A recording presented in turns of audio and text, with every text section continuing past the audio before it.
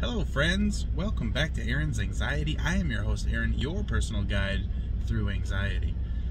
Before we get started, please like, comment, subscribe, all those fun things that make my life and other people's lives easier so that I can continue to make your life easier. Or at least entertain at bare minimum. So, I'm at 2-week mark, okay? It was Monday. Mondays are the weekdays that I've been guiding. The last pill I took was on a Monday. Yesterday was Monday. It's now Tuesday, so I know I'm 2 weeks in for sure.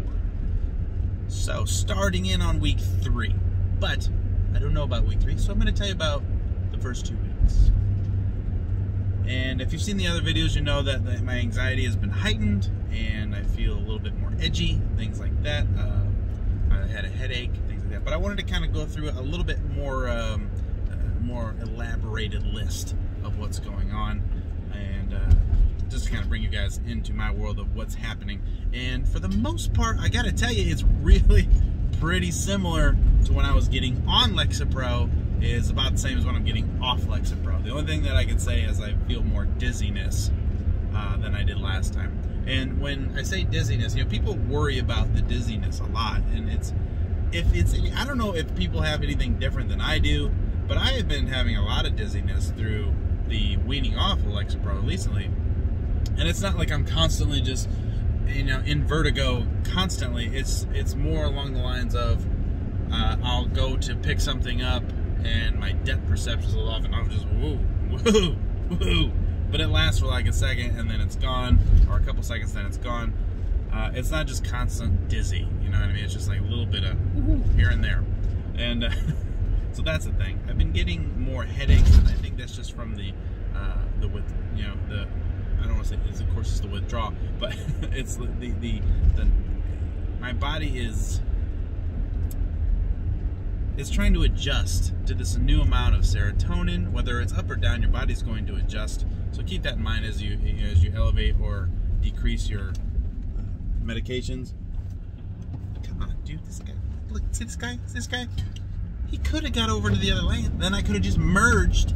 I could have merged. So, which brings me to my next point, people. I have noticed that so let's start. I don't want to get too ahead of myself here. Lexapro has been known, and people fear this, and I have no idea why they fear this, because it is a wonderful thing. It will blunt some of your emotions. And I think the reason people fear it is because they don't know how blunt that they're gonna get blunted. And so for me, if you get the dosage correct, you will not be a zombie. You won't be, you know, out in left field of your brain. What blunted emotions mean, like, you're not gonna respond as quickly or as dramatically.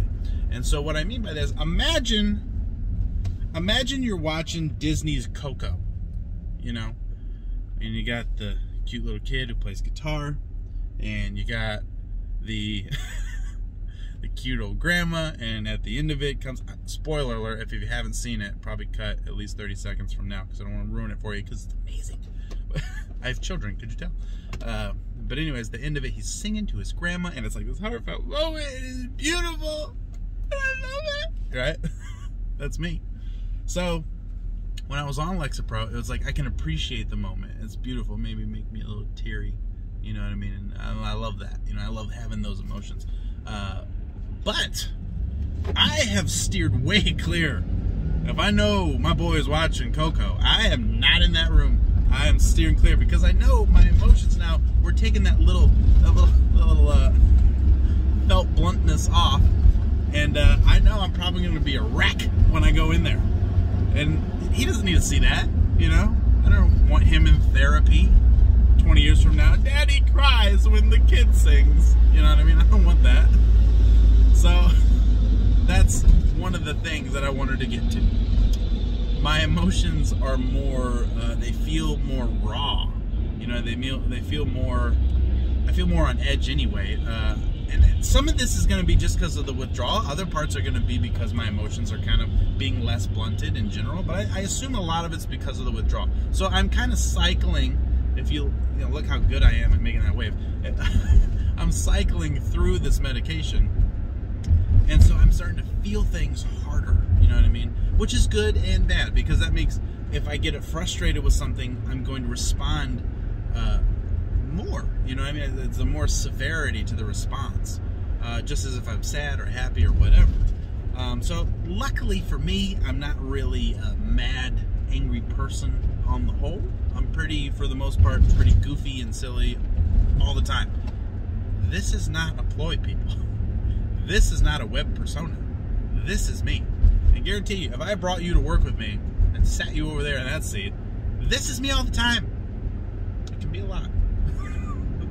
So, yeah, so that's good. All right. So the other things is the headaches have decreased. Okay, this is good stuff. Headaches have decreased. The anxiety, that general anxiety feeling has decreased, and it was really, and people kept, you know, I was watching videos like you guys to see, you know, how my body might respond to things, and they kept saying the same thing. Well, you know, about that 2-week mark, things start to decrease and fall off. And that's exactly what happened, almost to the nose. I mean, probably a day before, so like 13 days as opposed to 14 days. The anxiety, no more general anxiety of just being in this moment, and for whatever reason, I don't know why I'm feeling a little out of breath, a little heart palpitations and stuff like that. I was having some of that again. And now when I was on Lexapro, I had like hardly ever. You know, Lexapro was really good at keeping that stuff at bay for me. But coming off of it through the withdrawals, that's part of the withdrawals. Just like getting on, it's coming off. So that's, for the most part, wrapped up. I haven't had that in a few days, and that's been quite wonderful, because those are the moments when I was thinking, man, maybe I should just get back on Lexapro and just call it good and just, you know, keep going with this. But I made a vow to myself that I was going to give myself time to think about it, and I wasn't going to run to that cushion. Everybody wants to run and find safety when things all the time. So that's kind of how things have been going. There's probably other things, and I'm sure I'm going to bring it up in the next video. I'm trying to just keep, you know, a mental note of what's going on in my head. But let me say the other side of the coin is I had one of my subscribers, BP, which I don't think they sell fuel, because they don't act like they sell fuel. Their name is BP, and they asked, hey, why are you so adamant about getting off of Lexapro? Why are you so determined to do it? And the kind of the best answer I have for that is that I am determined, but it's not determined to get away from Lexapro. Like it's like I'm fearing it, or things are bad, or there's something I don't like about it. I'm determined because anything that I do in my life, I have this determined passion for it, you know. So basically, if I said, hey, every day I'm gonna go down, I'm gonna walk 10 miles, and I'm gonna throw a rock into a pond. If I randomly said that to you, for sure, I'm going to be determined that every single day at the same time, I'm going to throw a rock into that pond, and I won't miss. You know, I will go back. If I forget, I will get up where I'm at and go. I'm not going to throw 2 rocks tomorrow kind of thing. I'm not going to grab a handful of rocks and throw them all in there at one time and be done with it. No, I said I was going to do it like this, and this is how I'm going to do it. My brain's programmed. It's the ADD, bro. I'm telling you, it's the ADD. So once I know that this is something that I want to do, I want to make sure that I do it correctly. And also, I also have in the back of my head that other people are going to be trying to do this same thing. People are going through this same thing right now. They're thinking about going through this journey, and I want to give them the best example possible of what it feels like. And if I were to crap out, for lack of a better term, halfway through, that's not going to help anybody. You know what I mean? They're going to get so far down and go, well, I don't know what happens after that. What if this stuff lasts forever? What if the withdrawals are worse? Or what if blah, blah, blah, blah, blah, blah, blah. You know what I mean? So no, it's my promise to people that I'm going to give you the best information possible. And I can't do that unless I am acting out, acting what I'm preaching, okay? So I wouldn't tell you to do something that I haven't done or would do. You know what I mean? For the most part, most of everything in this channel is stuff that I've already done or am doing, okay? So I'm not going to give you sugar-coated bullcrap information. I have no use for that, okay? And neither do you, really. If I just say, oh, well, I heard this, and I don't know, you know what I mean? Or if even worse, if I pretend like I know what I'm talking about, because people can confidently say stuff to us, and we'll think that they know what they're talking about, and they have no idea. No idea. I've seen some videos, folks, of people that don't know what they're talking about, and I'm like, oh, this guy is full of poo. So, but yeah, so that, I hope that answers the question. So, like I said, whatever I'm going to do the best I can to give people the best idea of what to expect if they do that themselves. And I owe that to you guys.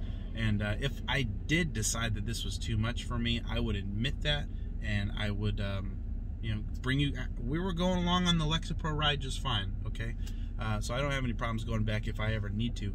But now that I hit that mark of the 2 weeks, things have just, I mean, it's been about 3 days now that I haven't had that, you know, internal anxiety, and that wasn't all the time. It was, you know, for like an hour a day, every other day. Like it wasn't bad at all. Which brings me to my next point, okay? I'm almost done. Hang on, I'm almost done.